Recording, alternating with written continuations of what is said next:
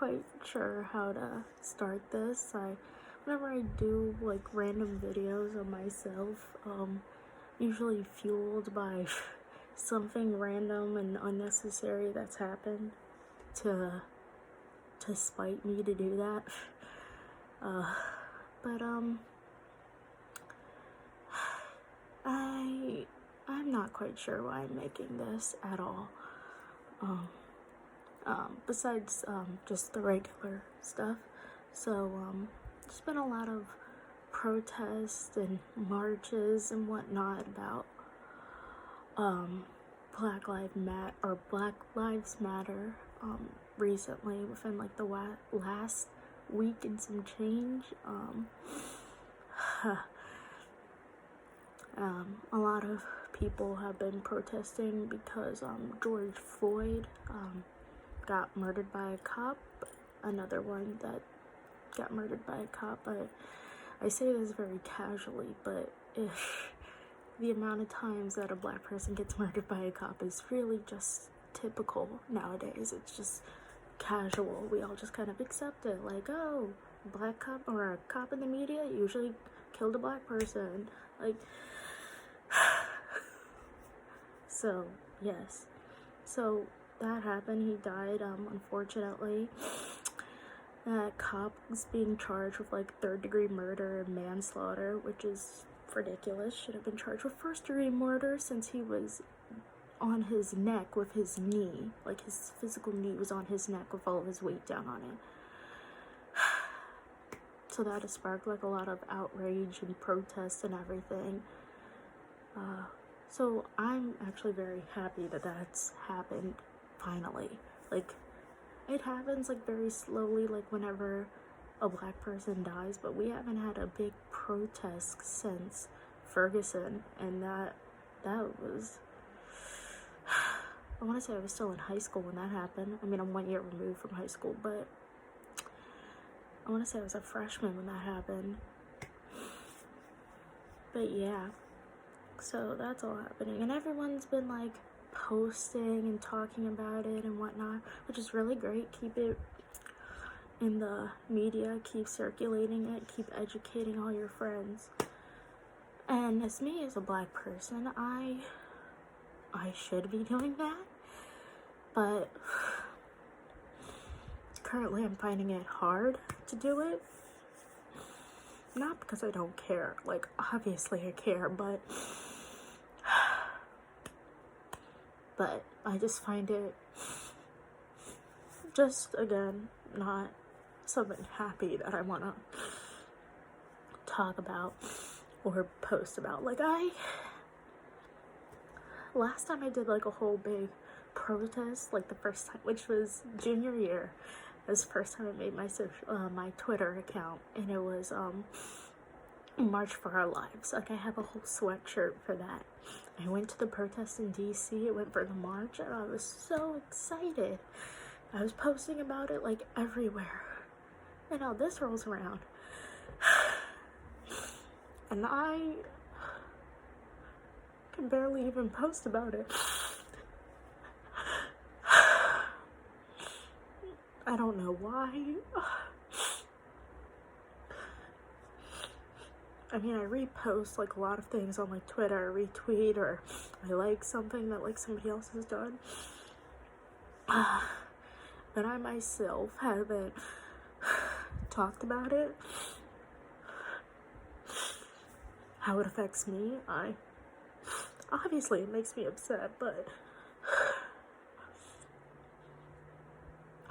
I don't know what to say.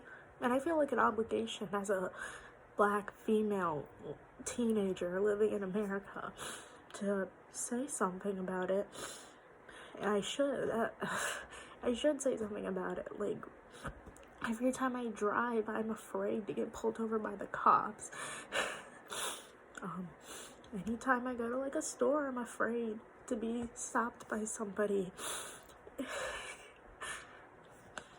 I should say something, but I have no idea what to say.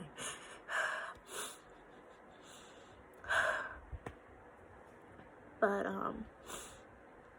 I guess I can start with growing up in a predominantly white county, mostly white, and going to white schools.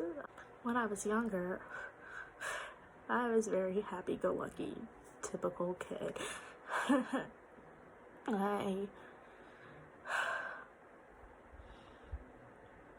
was happy. I didn't have a lot of black friends, which still kind of raises some eyes in my extended family, mostly my dad's side, and sometimes my mom's side, that I don't have any black friends.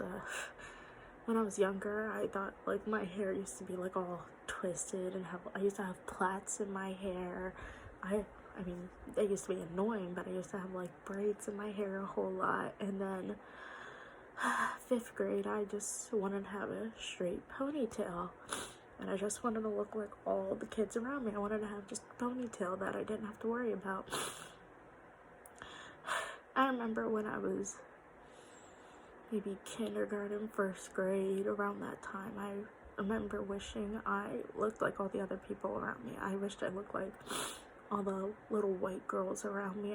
I wanted to have their hair because it was easier to manage. I wanted to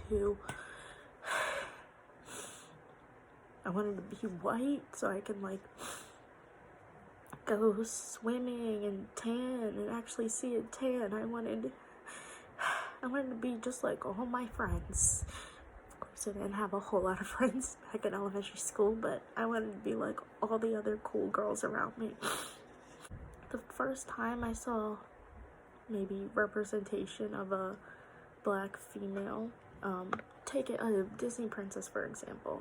The first black Disney princess came out when I was in elementary school. I was so excited to finally relate to a Disney princess. I spent a good majority of my time relating to Pocahontas because that was the closest I could get, and relating to a black Disney princess for once was so exciting for me. It came out in the newspaper. I want to say my mom still has that newspaper, but it just sat on our table for a while until we saw the movie, and it was exciting. So mostly I dressed like every other kid at my school. I tried to have like the same like styles as them, rocked a ponytail for a long period of time. Now I wear my hair down a whole lot, straightened or curled. Now I wear my hair down a whole lot, straightened or curled. I think it was in 8th grade when somebody told me I sounded white, and I thought it was the funniest thing I've ever heard. That I sounded white, because I kind of act like I'm white. A lot of people think I act very white, though I'm black, or I get called like the whitest black person you'll ever meet, just because that's how I act, because that's how I've grown up. It's interesting. The first time I got called the N-word in this county, I was walking to Outback, which I actually work at, but I was walking into Outback with my parents, and somebody drove by. They said the M-word, and I was in middle school when that happened. I want to say I was 12. And I was so confused. I was like, why would they say that? Why would somebody do that? We didn't do anything to them. We don't do anything to people ever. Just why? Of course, going through high school, like everyone was just like casually using N-word sometimes, and I just kind of like joke around. Sometimes I'd use it. I don't feel comfortable using it myself, mostly because, again, I act like, or apparently act like I'm white because I'm educated, I guess. And I don't know. I don't feel like I really fit in with any of the white kids around me. I've had mostly only white friends, and I don't feel like I fit in with any of the black people around me because haven't hung out with them. I don't really share a whole lot of their experiences. So it's odd. Got to college this year. Again, only black person in my friend group. And, my sweet mate, she started, occasionally we would, make, race jokes. She was Korean. It still doesn't make a difference, but Korean white, so she started, playing slave music. She'd play, songs that the slaves used to say, or sing, sorry, and just casually playing it randomly, and there was no purpose to it, and I'd just sit there and laugh, though it was the most uncomfortable thing ever, and I didn't call it racism until after I had left that dorm room in October. Honestly, racism is hard to talk about. I feel like it's hard for me to talk about because I haven't gone through the same struggles as most people. I haven't, lived in, I used to live in a hard neighborhood, I guess, in White Sands. I don't know if that's really considered a hard neighborhood, but, used to live in Lusby, which isn't, the greatest place. Used to just casually see Confederate flags a lot. Calvert County is an interesting county. If you look it up online, we're actually a sundown county, which nobody really knows what that is. Sundown counties are where, once it's dark, black people really shouldn't be out because there's a good chance you could get hurt or murdered. We actually have a KKK in this town. I don't know if our KKK group, I don't know if many people know that, though. I found out that little tidbit of information and I wasn't even surprised that we have a KKK group. What else can Calvert County have? I'm waiting for crosses to be lit on fire in some of our front yards. I live in a predominantly white neighborhood. We did have a black family living in here before when it was still empty, but they moved. So we're the only ones in my neighborhood. I used to, actually I still do this. I still count how many black people are in all my classes. College is maybe about 2 or 3 of us.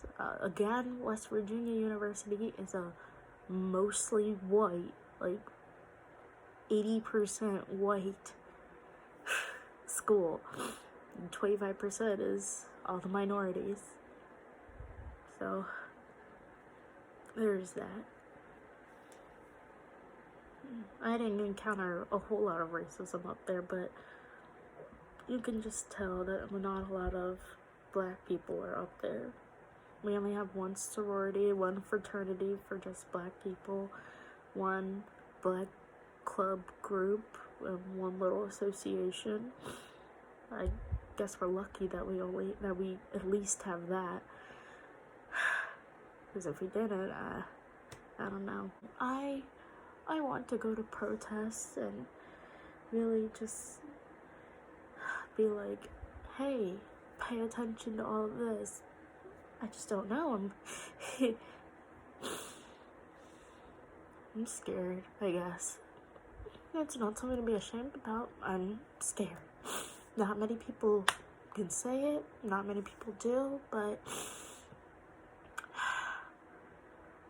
yeah, I'm terrified 24/7 about going out, not coming back.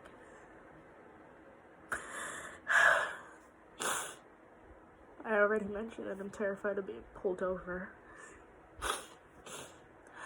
Just every time. I've been pulled over maybe 3 times. And I'm scared shitless. And I laugh because I'm nervous. I nervous laugh. But yeah.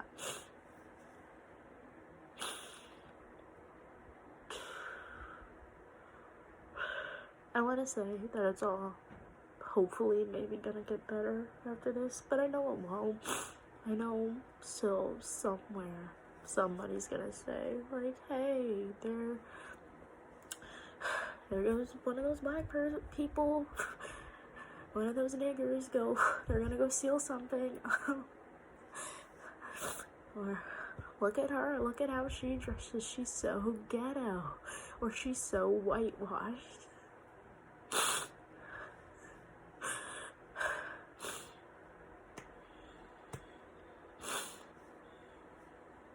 Or maybe it'll be me on the ground one day saying that I can't breathe, and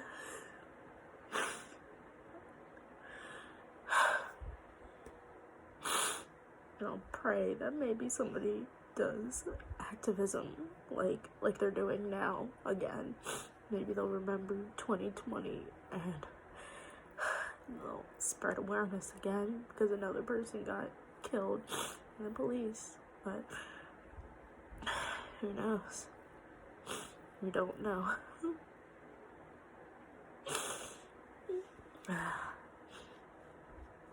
I'm an ugly crier. I apologize. I'm also like antsy, so thank God I put a necklace around my neck, or I'd just be like playing with my ring the entire time. I think it's good. I finally said something. I'm going to therapy, so I'm talking about it still, so it's gonna be okay. I'll be okay eventually. Just currently, I don't know what I'm gonna do. I don't know what I want to do yet. I don't know. I don't know what's gonna happen.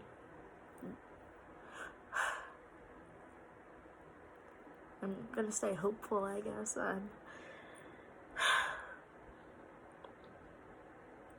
Maybe I'll even pray. I'm not religious, but maybe I will. Pray that hopefully by the time I have kids, would have gotten better. I mean, that's what my parents hoped for me. When they were born back in the 60s, they hoped it would have gotten better, and my grandparents hoped that it would have gotten better. But here we are, nearly a century later.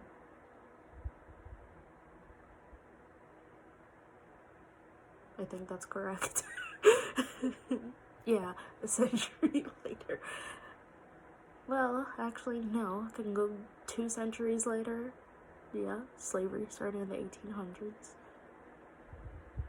1700s.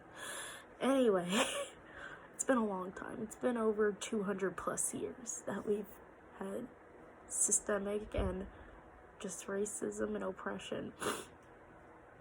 So, hopefully, maybe this time it'll work. Maybe this time it'll stick. And also, I hope to damn hell that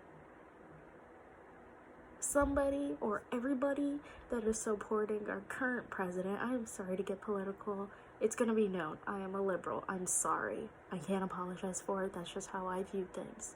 Deal with it. I hope they are seeing what this racist asshole is posting on social media and having their minds blown. Like, holy crap. I just realized my president's a racist. No shit. I mean, I'm glad you finally realized it, but like, everyone's been saying that since his election back in 2016. Thank you for finally joining the party. But yeah, the shit that he posts. Oh, he also just got exposed. He got exposed on Twitter for all the shit that police have covered up for him. And Epstein. Fuck Epstein. But I mean, he's dead. But yeah. So all that's come to light and whatnot. So that's exciting. So fingers crossed, I have arthritis so my fingers don't cross naturally, they finally realize, man, hopefully we have somebody else. I'm hoping for change. Change is gonna come. Change is gonna come. It needs to come already. Just needs to happen.